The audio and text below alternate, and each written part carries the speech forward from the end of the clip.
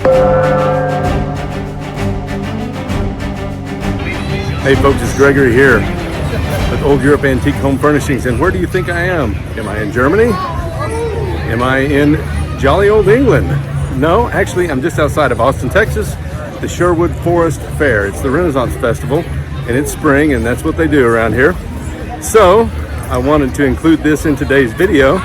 Some of the sights and sounds. Take a look at this castle over here. Not too bad, huh? All right, well, we'll talk about some antiques as usual, but I wanted to intersperse a few clips from the festivities as well.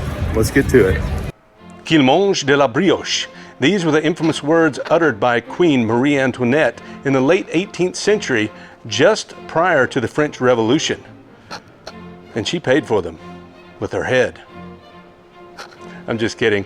Actually, I think a lot of historians would debate that point as to whether or not she ever spoke those words. But that's not the topic of today's video. The topic of today's video is Empire-style furniture. And as you can see, I am joined by Napoleon Bonaparte himself. Actually, it is only a spelter sculpture of Napoleon on a green marble plinth. And spelter just simply means metal. And you may be asking yourself, well, what does Napoleon have to do with Empire-style furniture?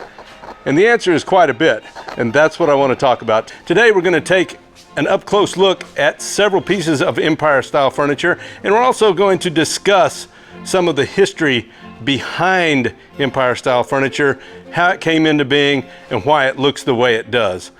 Okay, so let's start our discussion of Empire-style furniture with the discovery of Pompeii in 1749. And as I talk, I'm just going to show you some scenes from the shop to keep you from getting bored with the scenery.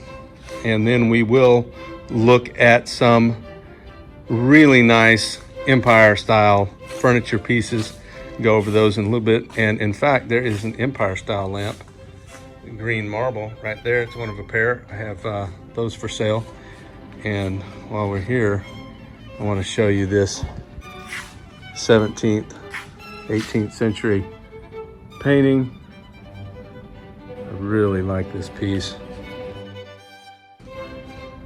It's just had a bit of a refit to the frame. Some of the edges had some issues, so those have been restored. But 1749 was when Pompeii was discovered. And as you can imagine, that had a significant impact on the imagination and the creativity of Europeans at the time. I mean, that was quite a discovery to be able to see those streets that were so old, their classical designs. In fact, that's really what inspired a shift from the Rococo, exceptionally exaggerated curvilinear pieces of furniture, to the neoclassical period. Of course, there was a period of transition, 1750 to 1770. This is known as the transition period, and there was a lot of furniture that was produced during that time. But by 1770, you really were into the neoclassical period of furniture design and also architecture. It had effects that rippled throughout society in many ways. Now this is an Empire style piece, probably a late 19th, probably a 20th century piece. Really nice piece. There was a lot going on in France in the 18th century, and if you recall your history, in 1776 the American Revolution happened, and it wasn't too long after that, in the early 1790s, that the French decided to have a revolution of their own. It was at that point that Louis XVI and Marie Antoinette lost their heads, and the monarchy gave way to a republic for the first time. And that republic was used by Napoleon as a stepping stone to gain power and eventually become the Emperor of France.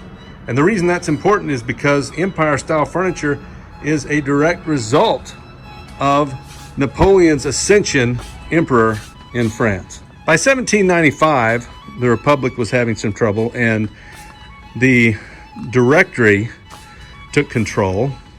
And at that time, Napoleon was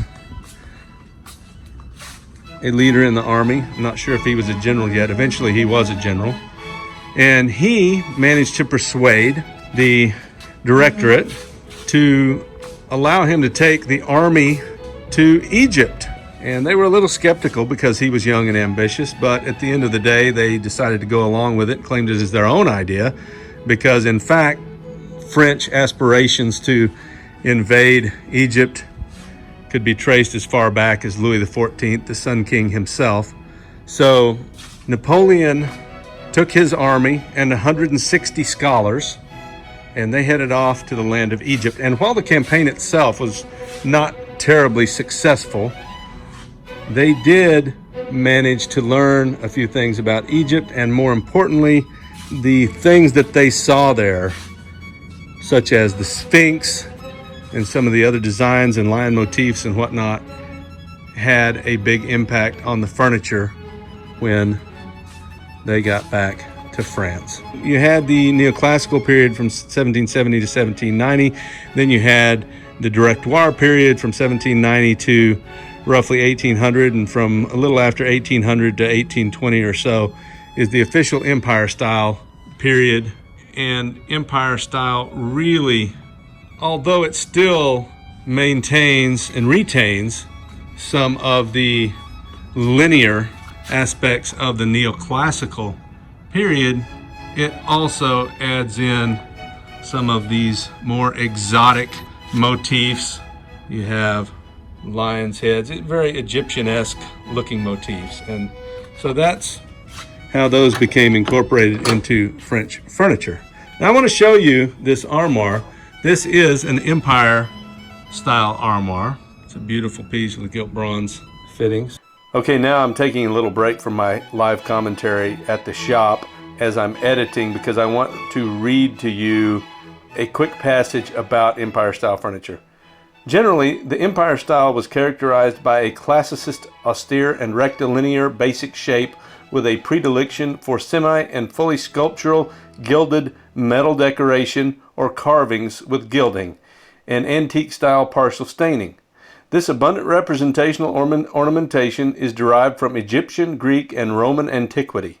The figurative and representational motifs were swans, lions, eagles, dolphins, sphinxes, caryatids, urns, warriors, cupids, obelisks, columns, pilasters, capitals, pedestals, and bases, as well as pedestal carvings or appliques such as paws and talons. The gilded metal decoration usually consisted of gilded bronze to satisfy the aristocratic stylistic expectations. The primary wood type was the noble and exotic mahogany. It was prominent in the times of the First French Empire due to its formal elegance and representative quality. Okay, now I want to take you over next door to the other space, and we're going to take a look at an Empire style desk. I really like this desk. Okay, I'm just going to show you a bit more footage from the fair while I walk to the desk. One thing that I find very interesting is that as the monarchy fell, many of the artisans and craftsmen who were building the furniture at the time were dependent on the monarchy and the courtiers and the nobility that thrived during the monarchy. And so when the monarchy came to an end, those people were by and large out of a job. So for about 10 years during the Republic and before Bonaparte really had begun his Empire style, much of the furniture that had been produced, the Louis XV, transitional Louis XVI styles of furniture, were kind of thrown out like a baby with the bathwater, because they got rid of the monarch and the nobility, and a lot of that furniture was auctioned off or sold privately at fire sale prices. The furniture makers really had a rough time during those first 10, 15 years of the Republic, because they weren't making that furniture for the nobility and the upper classes.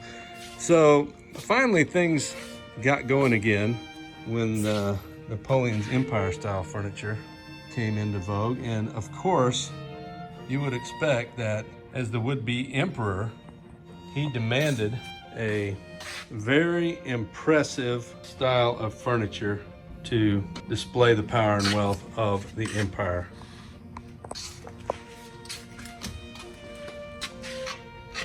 Well, you can see that very well. It's kind of dark. I will point this out. I have this map here. This was taken as a war prize by U.S. troops from Hermann Goering's castle, and it's an aerial map, navigation map. Who knows? Maybe this was used in the planning of the Blitz in London. But anyway, back to Empire style furniture.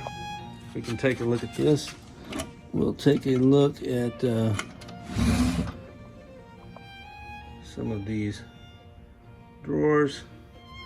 Interesting thing about this piece is we have dovetails on the outside of the door, but not on the inside of the drawer. The same thing is true on some of these other drawers.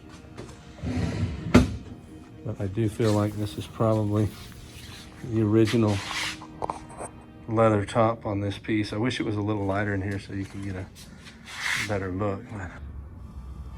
All right, I do have one last piece of Empire style furniture that I want to show you before we wrap this up.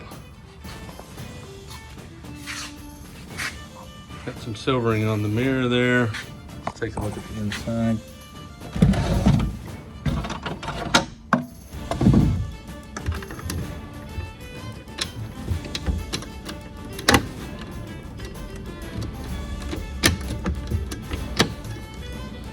Definitely a French lock, double lock.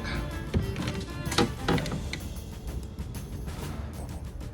can see here, original leather top.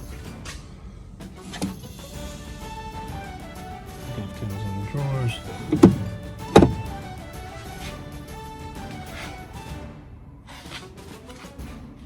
Well, there you have it, my friends. Those are some of the Empire style pieces that we have in the store right now. And I do want to point out that the period from about 1804, 1805 up to 1820 is what we call the Empire style period. Furniture that was produced during those years is called period Empire furniture, whereas any furniture that would have been produced in the late 19th century or early 20th century, and there was a lot of it, that was produced in that style would be called Empire style furniture. Now, it might well be antique if it's over 100 years old and in the style of the Empire, but it would not be period Empire furniture. So with that, we're going to go back over here and pose with the man that's responsible for it all, Mr. Napoleon Bonaparte. I hope you enjoyed the video.